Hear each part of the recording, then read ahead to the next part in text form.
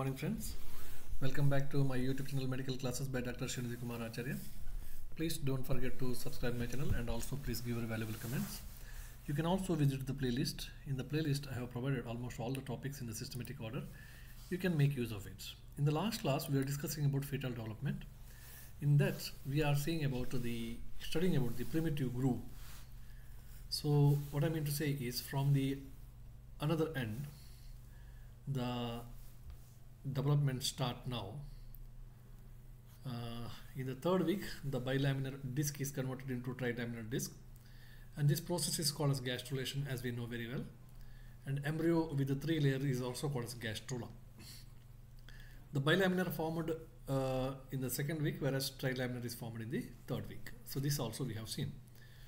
And in the bilaminar disc there is a thickened upper part, as shown here. There is a thickened upper part which is called as pericaudal plate, and where both in the pericaudal plate area, epiblast and as well as hypoblast, both are very strictly attached to each other. This is at the cephalic end. Okay, this becomes the cephalic end in future.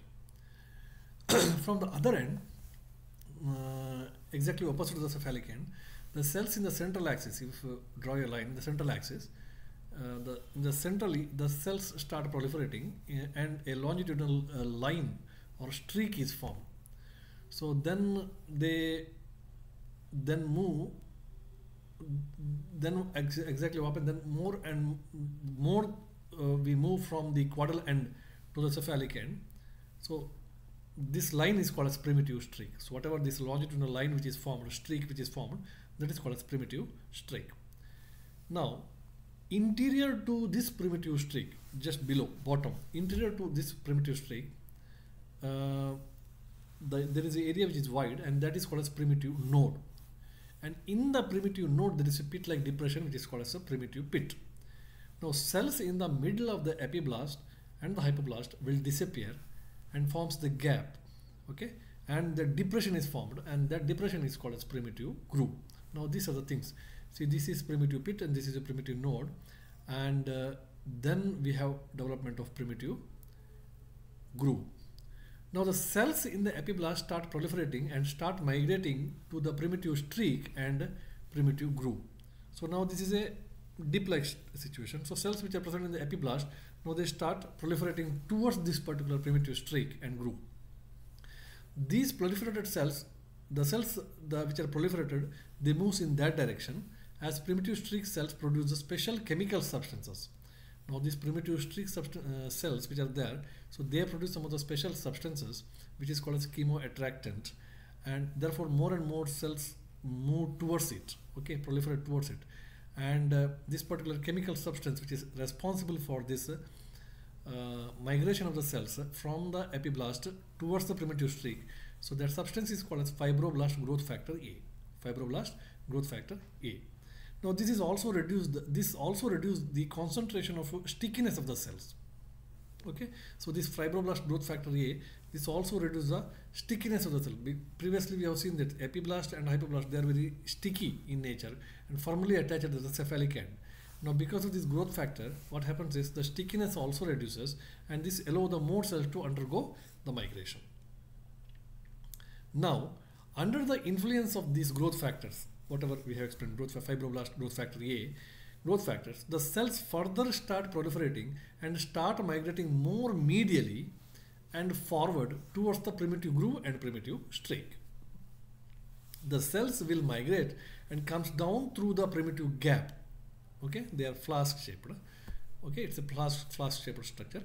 So cells will migrate and comes down through the primitive gap and mix with the cells of the hypoblast. See, previously all these changes are taking place in the epiblast. Primitive node, primitive pit, primitive groove, everything is. Now the cells start moving inside the primitive streak, and after moving inside, now they touch as the hypoblast. Hypoblast is the lower layer. Okay, so then mix with the cells of the hypoblast, and the hypoblast cells also degenerate. Some of the hypoblast cells will undergo degeneration, and these cells which are coming from the migrated cells which are coming from the primitive gap, now some remove these hypoblast cells. Some of the hypoblast layers will be removed, and then they take the area of the place of a hypoblast. this new layer is formed. Not all the hypoblasts get degenerated, only some portion of the hypoblasts get degenerated, and that area will be filled by the cells which are migrated from the epiblast through the primitive streak. And this new layer which is formed is called as endoderm. Okay, this new layer which is formed is called as endoderm. So endoderm is derived from the epiblast by replacing the hypoblast. We should understand this. Okay, some of the hypoblast cells are replaced by the epiblast cells, and the same that layer is called as endoderm. Okay, now once the endoderm is made, so this layer continuously formed, continuously the cells undergo proliferation, a layer is formed.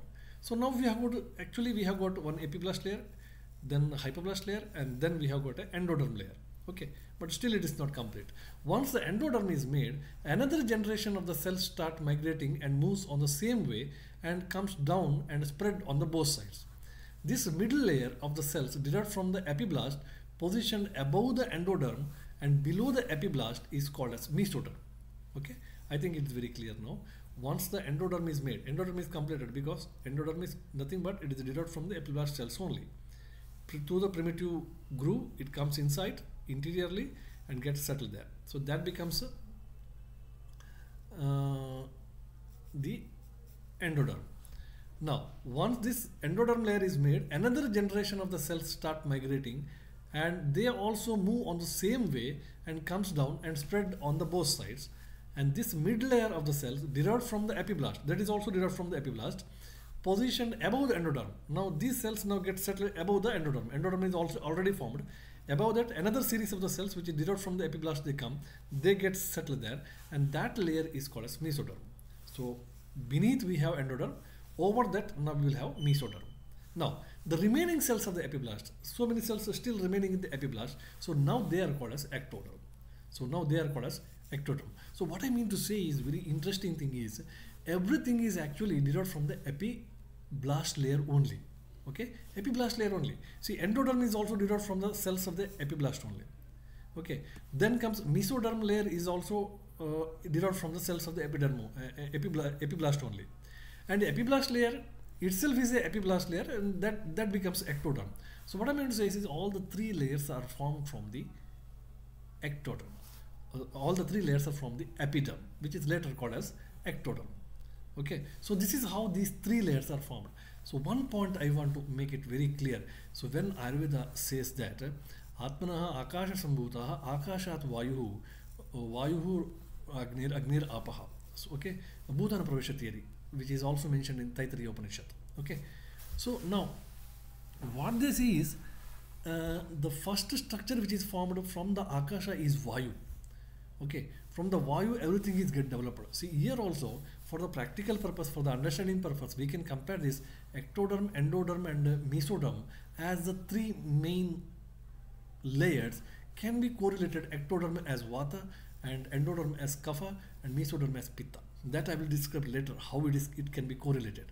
Okay, if you take that, for the time being, if you take the ectoderm or epiblast layer as Vata, see, all the three layers, rest of the two layers are derived from Vata only.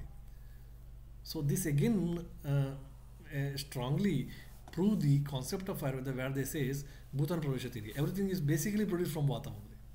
Okay, from the epiblast layer only. Anyway, that's the point of discussion that we'll discuss in later parts. So thus there is formation of all the three layers. Okay, all the three layers are formed. Now we come to the next part. Now the cells which are moving downwards, medially and forwards through the primitive node and forms a tube-like structure which is called as notochordal tube. Now we know that over the epiblast layer, now no more it is called as epiblast, now it is called as a ectoderm. So cells which are present over the ectoderm, in the middle layer there is in the middle of that there is a longitudinal slit which is called as a primitive groove, and that primitive groove, what happens now, the changes start in that primitive groove. Now cells which are moving downwards, medially and forwards through the primitive node, and they forms a tube-like structure. Okay, tube-like structure called as notochordal tube or notochordal canal. See, now notochordal canal is formed. Over three layers are already formed. Now in the uppermost layer, that is in the ectoderm, the primitive groove which is already formed, so that becomes a tube-like structure. So now see, the midline is formed, midline of the body. Now the development is taking place to form the midline of the body. So this particular caudal canal, notocaudal canal, okay, so that becomes in the later part become the vertebral column. Okay, so midline of the body is formed. So which is extending from the primitive node to the precaudal plate. Okay, starting from the precaudal plate, it is extending to the primitive node, which later acts as the central axis of the body. This becomes the central axis of the body when further development takes place. So this development is taking place in the third week only. Okay, so later it becomes the notochord, or it becomes the central axis of the body. In this picture you can very clearly see epiblast. This is the uppermost epiblast layer. Now it is called as ectoderm, and this is the lowermost layer. It's called as endoderm, and in between one more layer which is formed, that is called as mesoderm. Okay, this is called as mesoderm, another layer, and it is also derived from ectoderm only. And this is the notocaudal canal. In between there is a primitive node was there, primitive pit was there, primitive canal was there, primitive groove was there. So that become further extend and become complete and becomes a tube-like structure. Okay, so that becomes a the primitive. That becomes a notocaudal canal. That becomes a central axis in future days. Now we will discuss the cells are losing the in the caudal area. It becomes more narrower, round, than cylindrical, than narrow. So while cephalic and end receive more and more cells to become wider. Now this is what happens. Two ends are formed now. Okay, the cells which are present in the caudal end area become more and more narrower. Okay, and the cells which are present in the cephalic end, so they become more and more wider. Okay, so mesoderm present throughout the three layer plate except three areas. Now ectoderm, endoderm and mesoderm. In between we have got notochord. Okay, now where all the mesoderm is present. Mesoderm is present throughout the extent except only three areas where there is no mesoderm. One is procaudal plate, another one is nearby area of the buccopharyngeal area. Ecto, endo are sticky. Okay, so that means that area. Okay, I will explain it. Buccopharyngeal area, and in the very back area called as caudal area. These are the three areas where actually the mesoderm is not present. Except these three areas, all the three areas there is a mesoderm. Okay. Now procaudal plate you leave it. We will discuss later. The buccopharyngeal area where there is no mesoderm, so that becomes the oral cavity in future. Okay, buccopharyngeal area where ecto endoderm is very sticky. I told you, the cephalic end, the ectoderm and endoderm is very sticky.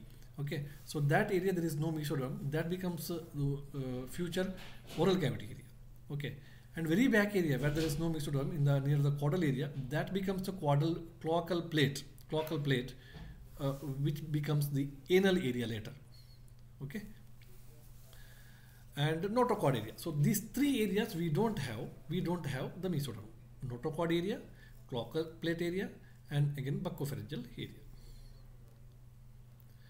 Now there is one more thing which is taking place, that is a neuroenteric canal. Now if you see the whole picture, this is covered by the amniotic cavity and contains the, which contains the amniotic fluid. Now through the primordial node, the fluid connects with the definitive yolk sac through a connection made between the primitive node and the notocaudal plates. So a connection develops which connects the two cavities through a trilaminar layer. So this is called as a neuroenteric canal. This is called as neuroenteric canal. The floor of the notochord tubes fuses with the endodermal cells and create this connection, so a definitive yolk sac from the amniotic cavity is formed. So about the neuroenteric canal, so we will discuss in the next class. So thank you very much, and thank you for listening to me, and please subscribe the channel, and also please give the valuable comments. Thank you very much.